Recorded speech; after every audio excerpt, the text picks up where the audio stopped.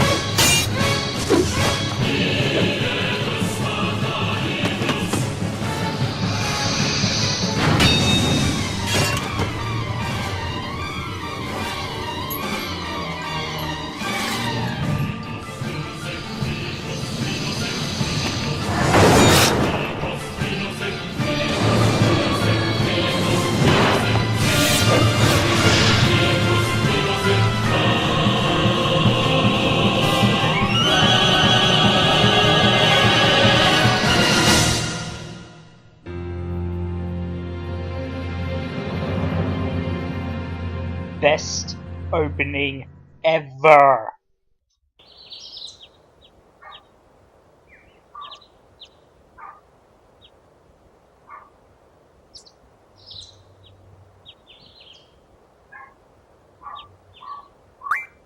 I'm really gonna give it to Squaresoft. They did a brilliant job in the basic look at this game. I mean, I seem to recall it being a little fuzzier on the PlayStation, so we've got to thank Square Enix that it looks this clear. And those of you that have watched my Final Fantasy VII videos know I'm pretty harsh against Enix.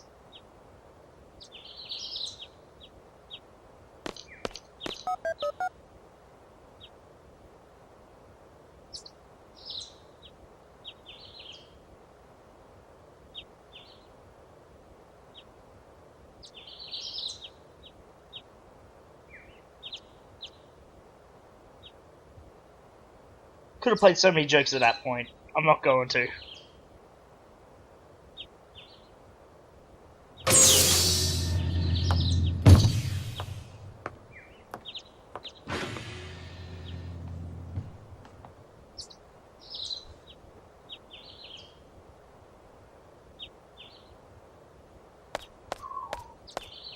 Alright, something...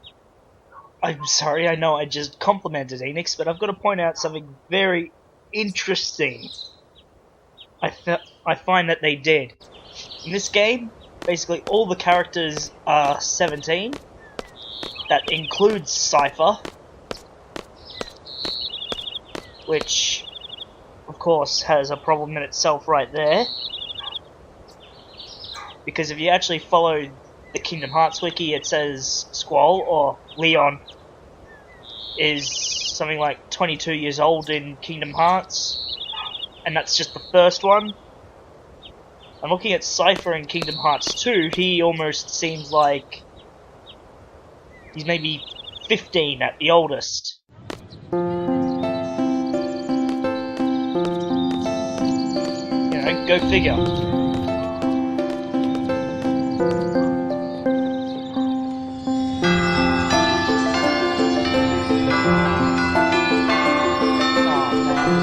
This game is gorgeous.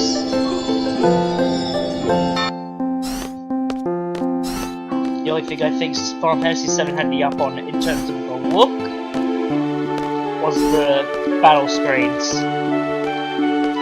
As while Final Fantasy VII's field graphics were pretty crappy, this one keeps well-rounded all the time.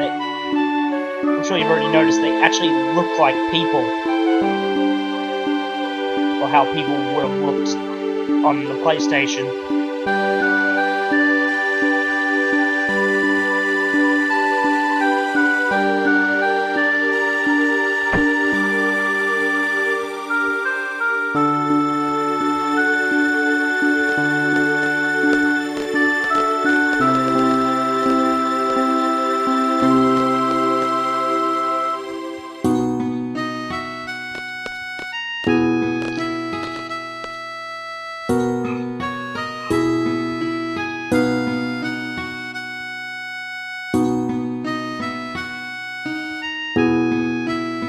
I got one for you. Cypher was a complete dick.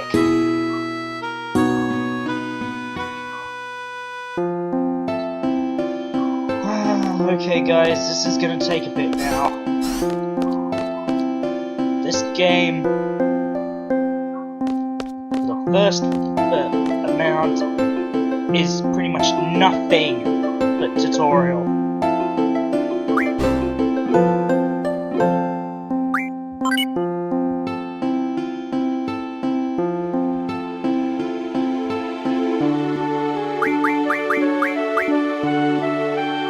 As for these things, the GF, they make up the core system of the gameplay here.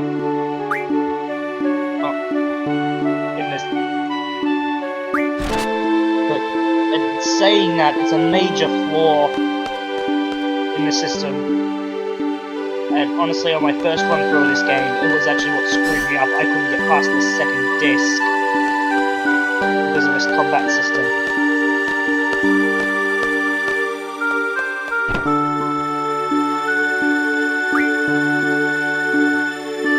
Squall can play the nice guy for me here.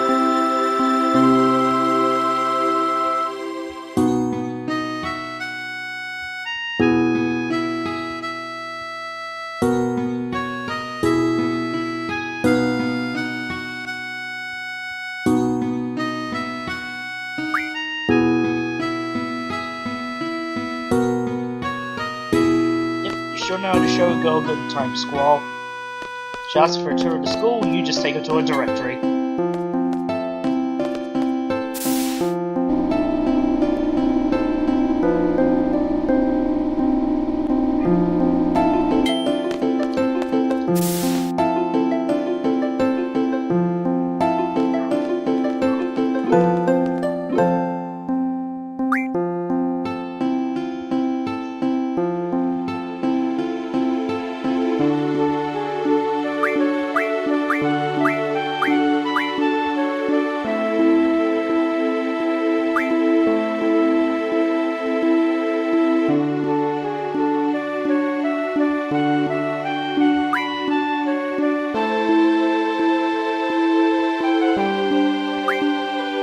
I probably shouldn't be asking this because I'm Australian, but I don't see what the big deal with hot dogs is.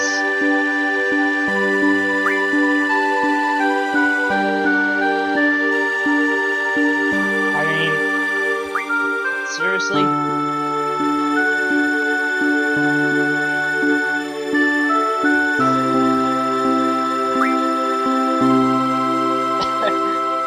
That's another thing I like about this game. It actually has something that everyone wants to avoid in the cast. Being the garden committee.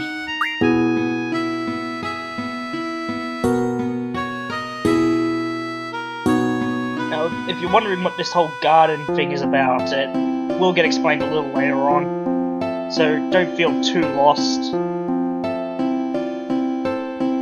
just yet.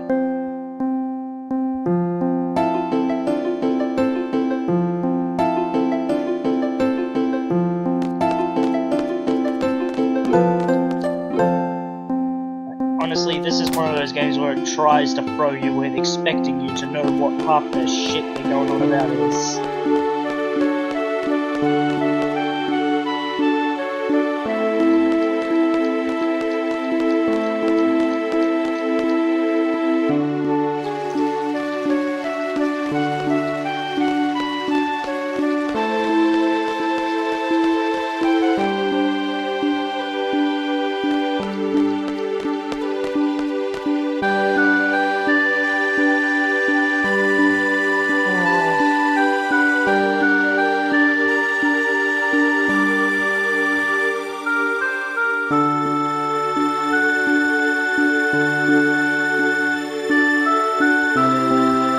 Basically what this means is the GFs, which basically also work as this game's summons,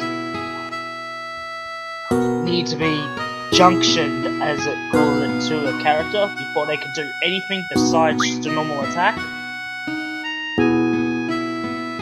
Honestly, I find it pretty pathetic.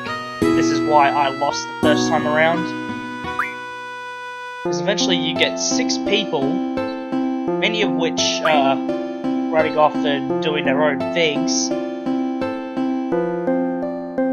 and I only had 3 GFs.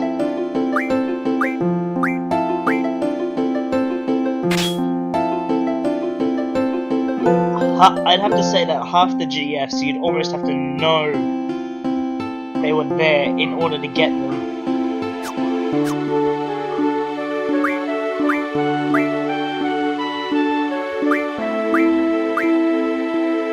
That's another thing, in this game, nobody just knows magic. It needs to be drawn from enemies at certain points in order to be used. Fortunately for me, I'm using the PC version here, which comes with a special bonus called Magic Booster, which I'll show you right now. As you can see, right underneath achievements, Magic Booster, which allows you to gain extra spells at any time you wish. So, you know, that'll come in handy later on.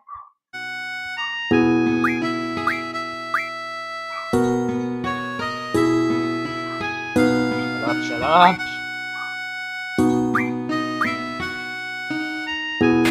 And also, once you start gaining a whole bunch of magic and all that, you can also junction it to your stats which make you stronger. That'll be the core of my walkthrough here. Seeing as I don't want to level, so I'll be leveling all my stats with magic.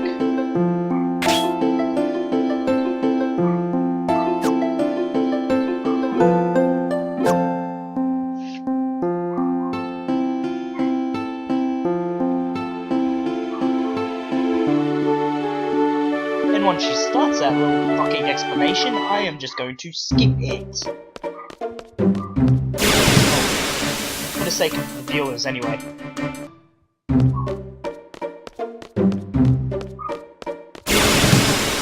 You've got to be fucking kidding me.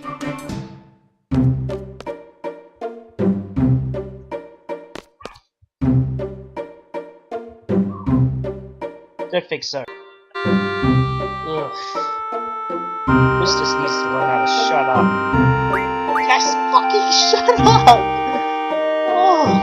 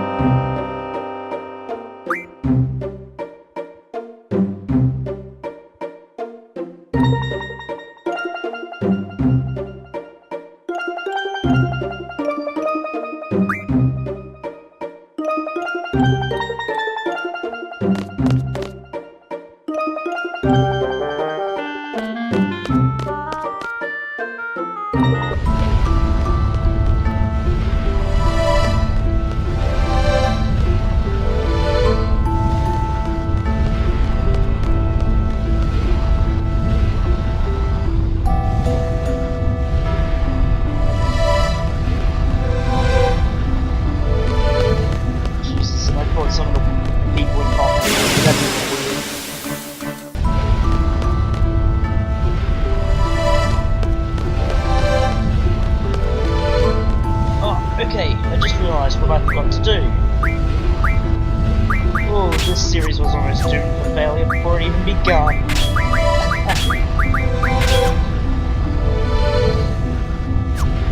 Oh boy.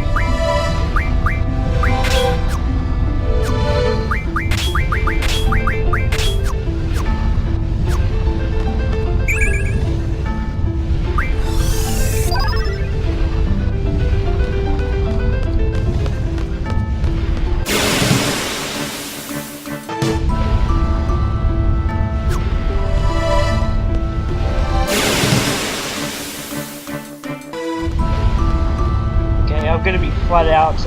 All I'm doing here is actually running away.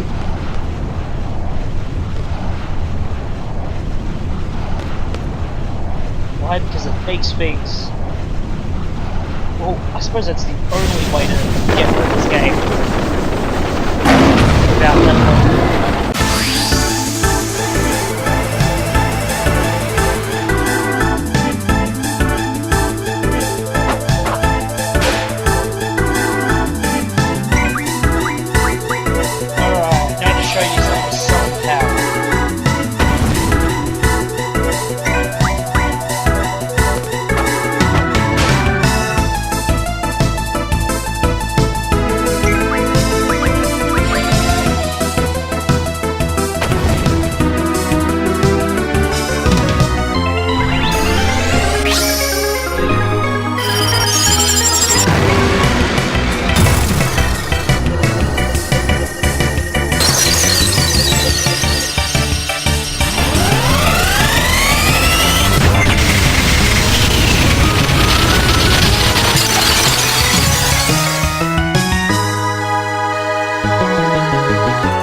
Buddy. No one trusts Shiva to take a helping hand.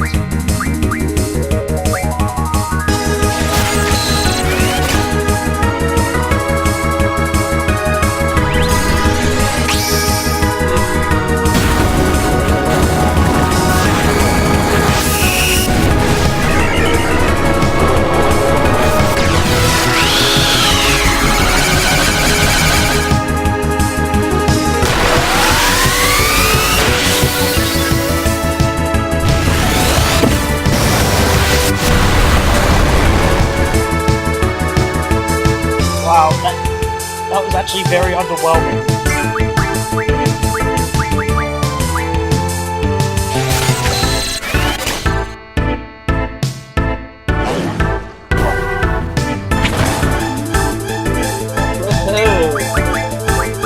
Some of you get played.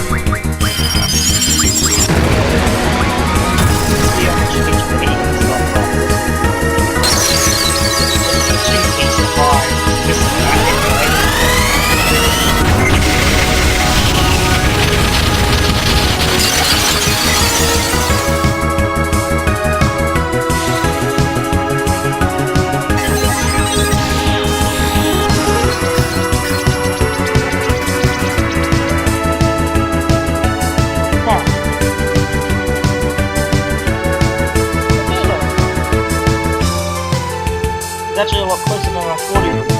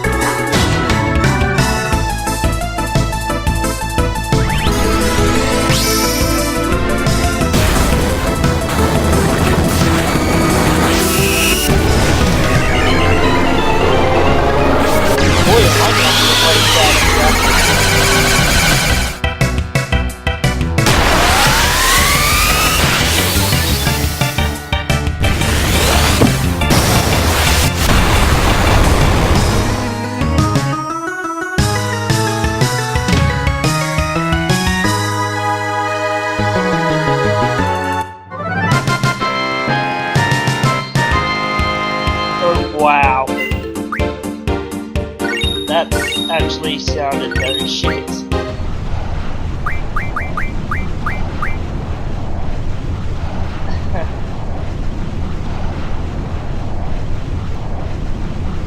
God, I hate this cave systems.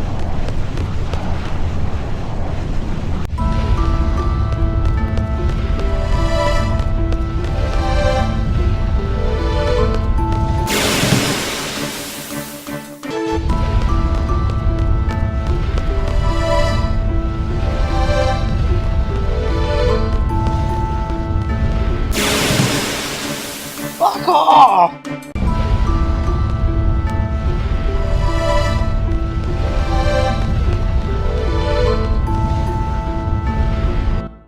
Please, finally.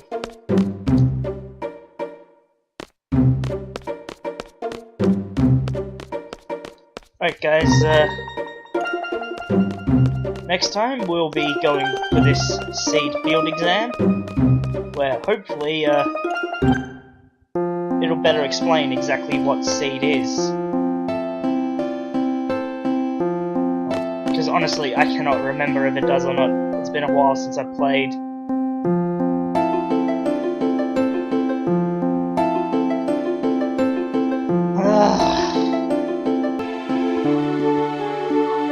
Honestly, now I remember why I didn't want to do a Let's Play on this game.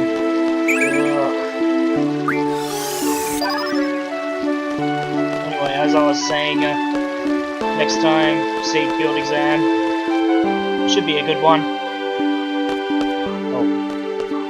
A lot less tutorials in this, so it should be a little more interesting.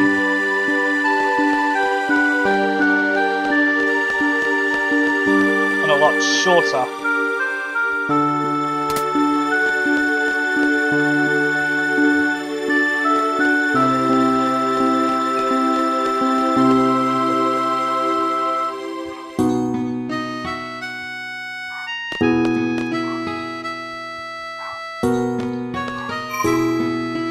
Right guys, until next time, Kurosaki-kun 96. This has been Kurosaki-kun 96, and I am out.